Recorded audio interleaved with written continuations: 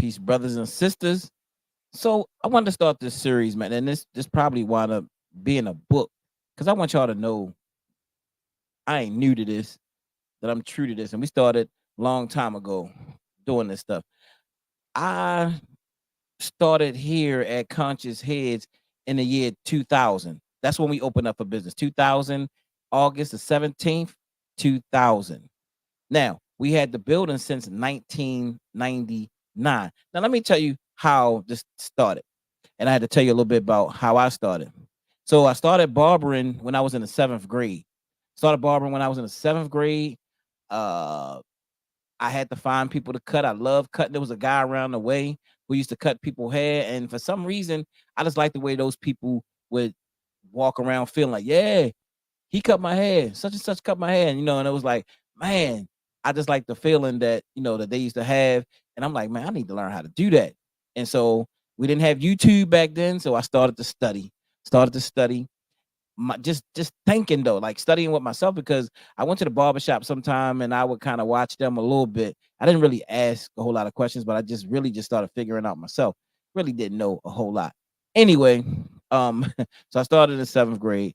I got a couple people from around the neighborhood to let me cut their hair. Some of them became victims that would help me on the way, and some of them I did okay with during that time. Started cutting hair in school and I would make a couple dollars in high school. I would go up into the offices sometimes and cut hair and do certain things. That was like my beginnings. That's how I got started. Charge a little bit, make some money around the way, around the neighborhood a little bit. So we were actually rolling with that. So then I was working at everyone's place. This is after I got out of school. Didn't really want to go into barbering at all. But when I got out of school, didn't know what I wanted to do. I was working at a bookstore called Everyone's Place. And so when I was at Everyone's Place, I met a guy named Mr. Leon. Mr. Leon, who became my master barber. I asked him one day, he was telling me he cut hair, he would come up and talk to me a lot. And I said, do you mind taking me on as a master barber? And he said, hey, look, let's do it. At that time, I had a book. So I left Everyone's Place maybe some months after, and I started my own business, which is called Conscious Views. Conscious Views was the bookstore on wheels. Anybody remember that? We used to go out and I would go to different salons and take my book cart and walk into salons. Hey, look, we Conscious Views bookstore, one of a kind, had our cars, had our shirts. And then at that time, Brother Suniata would join me and we became the Conscious Views crew, and we would go out to different salons and we would sell books into hair salons, barbershops every now and again, but the brothers ain't spend that money, so we went to the salons. So that was like how we started. So then as I'm working at on Charles Street with a brother named Rodney Bulls. Shout out to Rodney Bulls for owning that shop there. Gave me a chance and an opportunity. He was getting ready to close the shop, so I was like, man, I gotta find something with no money at all. I go around and I start looking, and there's a brother, my good friend David Miller. His brother named Peter Miller. He's gone on with the ancestors now, God rest his soul. And brother Peter Miller was doing real estate at the time, so Peter took me around different places to try to find a spot. So lo and behold, 219 East 25th Street was one of those spaces. Went in, went around looking at these spots. I'm like, okay, I like it. I like it. So maybe like on about 4 days later, me and my mom was rolling up 25th Street. And I said, well, looked over. I said, Mom, that's one of the spots right there that I went to the other day. She said, oh, yeah. We saw a man out there, Caucasian man, you know what I mean? So I'm like, well, I wonder if he's the owner of the shop. So she said, you want to go see? So she pulled over and we go and we talked to him. And he say, we talking to him like, yeah, I want to open up a barbershop here and blah, blah, blah. And, he was like, oh, okay. Yeah, that would be good. I mean, I like the idea. And, so he was down for it. A couple days later, we come and we sign a contract for the first and second floor. And, and my mom made the first payment down on that at that particular time. And it was a $700. I still have the check to this day that she wrote to Mr. Grable. And so, she wrote that check, and man, it was like, all right, we in here. Now check this out. I'm gonna be honest with you. I did not have one dime. I ain't have 1 cent. How was I going into this shop to open up a shop?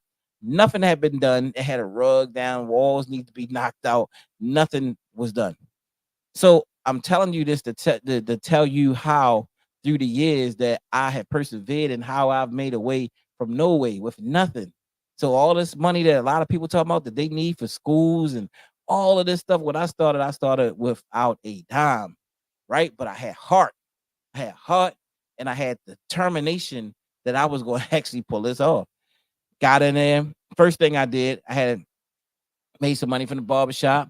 I got with a brother, and the brother Kamal, matter of fact, he knocked down the walls, knocked down 2 walls in there from the get-go. We did that like the following week. Only to find out as we started to call downtown, down to the zoning department, that oh, we couldn't use this spot because it wasn't zoned correctly. It wasn't commercially zoned. It was zoned office residential. Started a problem. So now we had to leave the walls with the wires hanging out because we might have had to put the walls back. Now that starts the process of all right. I will go down and meet with the planning committee um, down at the zoning board. So I'm down there talking to them. I can remember the meeting I went with brother Tim Fitz. Shout out brother Tim. We go in the meeting with these people and they say, hey, look, why don't you just find another building? Like it's not zoned correctly. You're probably not going to get what you need. Just find another building. There's too much of the what does this building mean something to you? I was like, well, look, I just want the building. Why can't I have the building? Well, it's not zoned correctly. What do I have to do? So, left there, they was pretty like, look, man, just find another building. So I went down to I went with my lawyer, we left, and even my lawyer at the time, Timmy said, Jabari, some fights, man, won't you just find another building? And I wasn't hearing that. I said, what do I need to do? And I asked, they said, you have to prove that a business was there. I forget the actual terms, that a business was there before. So I started just, I called the library. I went to the library and I said, I need to find information on this property right here. They took me to some things called the crisscross reference at the time. And so I found some businesses there. I started researching at that time. So then we had to go and get these petitions signed around the neighborhood. So I went from place to place with these petitions and getting these petitions signed from door to door around the neighborhood. This is where I met good brother, the honorable brother Carl Stokes at the time, councilman for life. And I knocked on the door and his mom came to the door. She said, Carl, come to the door. And I said, okay. I seen him from the news. I said, yeah, I'm trying to get, my building zone correctly. We're trying to open up a barbershop. And, he said, okay, I can help you. He gave me his phone number and I started calling him and he would call down to the planning commission. He called this person. He called that person. He did everything that he said that he was going to do is why, we friends to this day. And he helped out a lot with the process. Anyway, I went so hard back and forth with these people. I called them every day, every single day. And they were like, man, what is it with you in this building?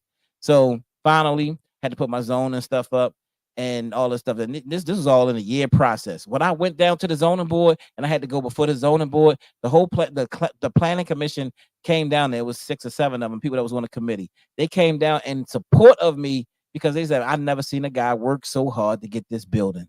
And I did that, you know what I'm saying?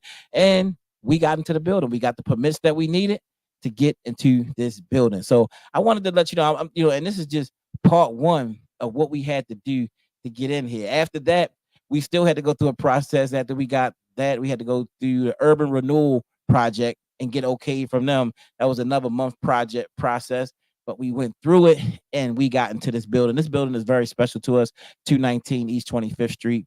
And like I said, I was just so happy to buy this building back in 2023. It's an old building, but the building needs some love. It needs some work in there. But that's part one, fam. I got a lot of stories to tell about being in business with conscious heads. But the whole thing is to keep going, to persevere, to keep going, never give up, and never give in. I was getting in this building. Oh, how I got the money? The way that I got the money was wrote down a list about 50 people, and I was doing things in the community and people liked the things that I was doing. So I went and asked these different people in the community. My mama came up with with some thousands of dollars. My grandmother gave me a couple credit cards to max out. And my uncles came in. They helped me do the work in the building. So my uncle Lamont, big shout out to him. He came out and spearheaded all of the basic stuff. My pops came in. He ran the pipes and he ran many of the pipes that were galvanized during the time. And it was a family effort, but it was my spirit because I'm like, hey, look, we got to get in here. I got in here without a dime, but I made people believe in what it was that we doing. So, brothers and sisters, just believe in the process, keep fighting, keep going, no matter what, keep on going, never give up. Ashe.